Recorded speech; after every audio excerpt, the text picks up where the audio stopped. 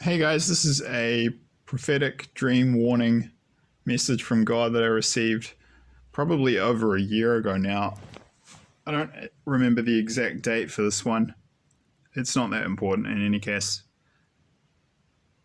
So in this dream, I was in the city of Tauranga in New Zealand in the Bay of Plenty, and the Tongariro mega-eruption had just happened, and there was this sense of shock among the people in the city.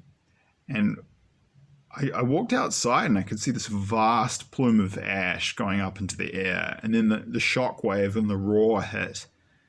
And everyone was kind of paralyzed with fear and shock. And it was just confusion. But then, and this is the important message of the dream, which is the point of it really. It was quite short and to the point, as most of mine are. But there was a specific message around health. So I started to see the ash cloud coming, and this is the first dream I'd had where God showed me that, the ash cloud, I'd previously seen the ash cloud hitting Wellington, and the whole sky went black. And it was, people thought they were going to die in Wellington. It was that bad. Like, it was that, when the blast wave hit Wellington, which is like 300 kilometers to the south from that volcano, from Mount Tongariro. They literally thought they were going to die. If I've actually looked into it, there was a Christian prophet in the early 90s. I'll see if I can dig up his name, who had these same prophetic visions, but he didn't get shown as much as I did. He just got shown people in Wellington fearing for their lives and disturbances on Lake Taupo, things of this nature. And he assumed that it was an eruption of Lake Taupo. Try to do the correct Maori pronunciation. But that's not the case. I think if Taupo erupted, we'd probably be looking at 1 or 2 million people dead in New Zealand. That's just a whole nother level. That would be one of the biggest volcanic eruptions in, I don't know, maybe the last million years, if not more. So it's not that, but it's still pretty bad. And he saw the same stuff in Wellington when the ash cloud hit there. But this dream God showed me it hitting Tauranga. Okay, so the key piece of information, we saw this huge plume of ash up in the sky. The shock wave, not the shock wave hit. I think we heard the roar of it, and that was just absolutely deafening. It almost blew our eardrums out. And then we could see the ash cloud coming down the country. And in this dream, it seemed to be moving. Yeah, the sound hit us first. Like I don't know if that's correct or if that was just symbolic, whatever. But I'm just telling you what I got shown. The sound wave hit us first, and then the ash took a bit more time to get closer. But I had the sense of sort of dread and foreboding and panic in my spirit, and what I got shown, the scenery switched somewhat.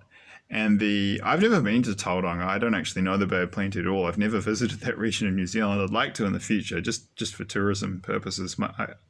I like New Zealand. I've traveled quite widely in New Zealand. I only have feel strongly connected in terms of regions to the lower North Island, certain parts of that, like basically the parts of the greater Wellington region and like the Wairarapa and Tararua district and parts of Southern Hawke's Bay. The rest of the country, for me, it might as well. It honestly just feels like visiting another foreign country. Like I just have no ties to the land. So it's just like, I feel more just as connected to most of Ecuador as I do to the most of the rest of New Zealand. So my connections to New Zealand are pretty local. So that's partly why I've never been there. I'd like to visit in the future. So my point is I have no idea what it looks like as a result, what Tauranga looks like. But the streets of Tauranga that I was in the central part of the city, suddenly changed, and they look like the streets of New York City in the immediate minutes after the collapse of the World Trade Centers on September the 11th, 2001. And then I could see the same grey, ashy smoke coming towards us. And I immediately, with this fear and sense of dread and panic and foreboding, I knew this was a danger, and I sprinted and I got inside a shop and I locked the door and I put kind of there was some curtains and I blocked the entrances to, like, I stuffed them under the bottom of the door.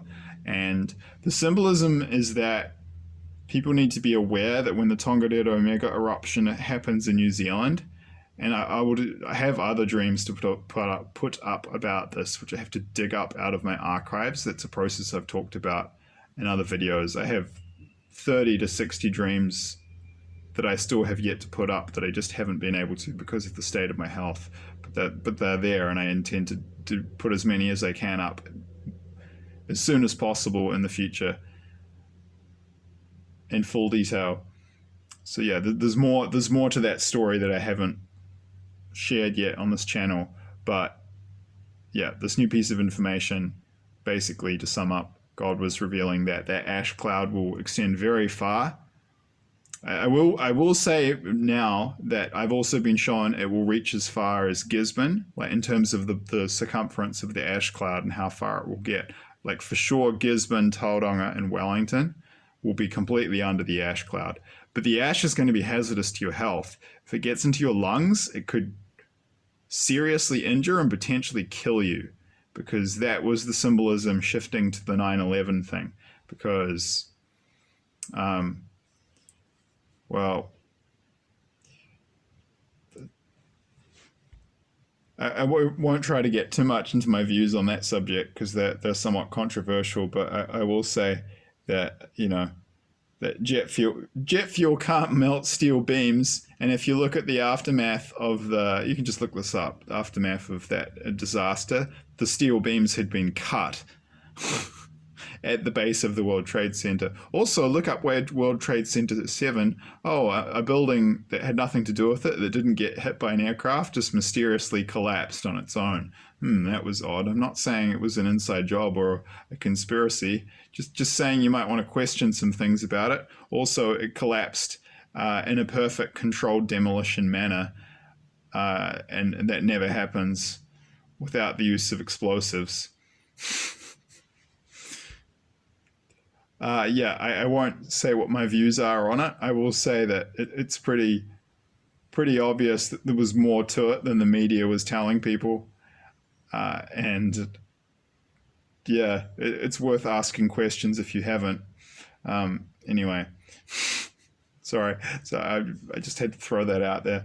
It was such a scam, and then they used it